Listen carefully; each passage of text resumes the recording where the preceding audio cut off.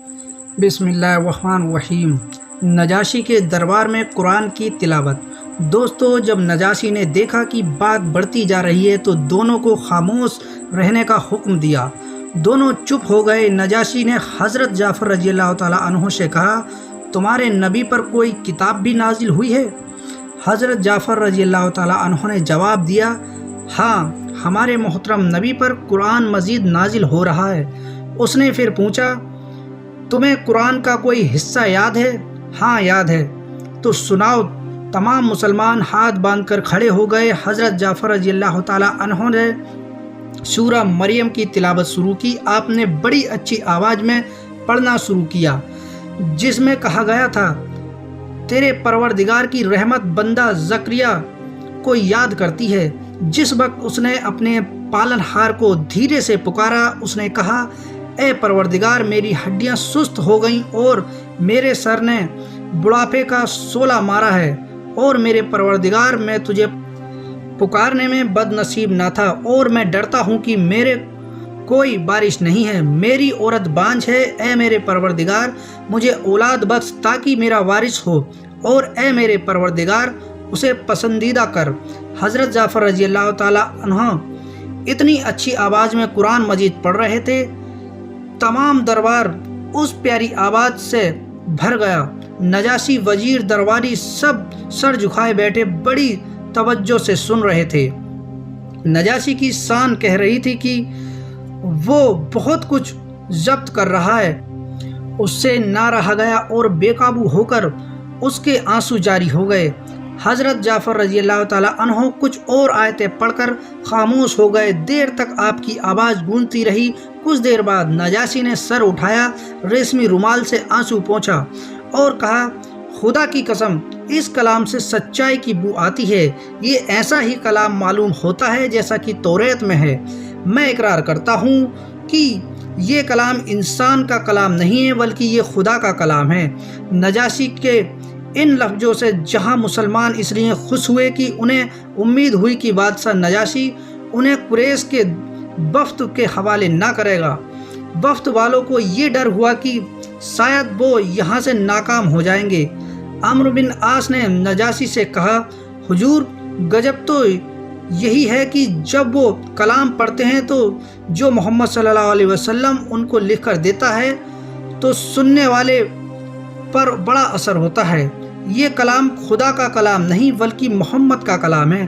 حضرت جعفر رضی اللہ تعالیٰ عنہ کو عمرو کی اس بیہودہ بات پر بڑا غصہ آیا، اور غصے کی وجہ یہ تھی کہ عمرو اچھی طرح جانتا تھا کہ حضور صلی اللہ علیہ وسلم ان پڑھ ہیں، لیکن نجاشی کو دھوکہ دینے کے لیے اب یہ کہہ رہا تھا کہ وہ لکھ کر دیتے ہیں۔ انہوں نے جوش میں آ کر کہا، عمرو، سچ بولو، کیا تم نہیں جانتے کہ حضور صلی اللہ علیہ وسلم امی یعنی ان پڑھ ہیں؟ نجاشی بھی بول پڑا، لگتا ہے تم جھوٹ بولتے ہو۔ جب تم اس بات کے قائل ہو کہ وہ لکھنا پڑھنا نہیں جانتے تو ایک ان پڑھ کا کلام اتنا زوردار ہو سکتا ہے؟ تعصب نے تم کو اندھا کر دیا ہے۔ تم سب کچھ جانتے ہوئے بھی انجان بنتے ہو۔ عمرو ڈر گیا۔ اسے ڈر ہوا کہ شاید نجاشی اسے اور اس کے ساتھیوں کو دربار سے نہ نکلوا دے۔ اس نے فوراً کہا، ایک بات کہنے کی رہ گئی ہے۔ نجاشی نے پوچھا، وہ کیا ہے؟ عمرو نے کہا، یہ لوگ حضرت عیسیٰ علیہ السلام کے بارے میں بری بری باتیں کہتے ہیں، انہیں خدا کا بیٹا نہیں مانتے۔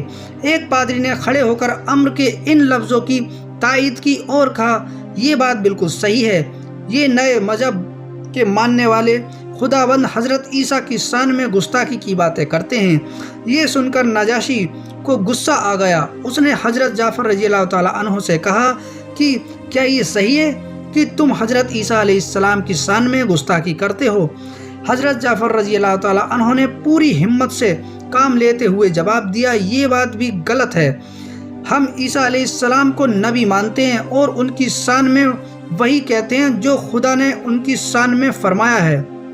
نجاشی نے کہا، حضرت جعفر رضی اللہ تعالیٰ عنہ نے کہا، اللہ نے ارشاد فرمایا ہے، وہ اللہ کے بندے اور اس کے رسول ہیں، اور اس کا حکم ہے ان کو مریم کی طرف ڈال دیا اور روح کی طرف سے ہیں۔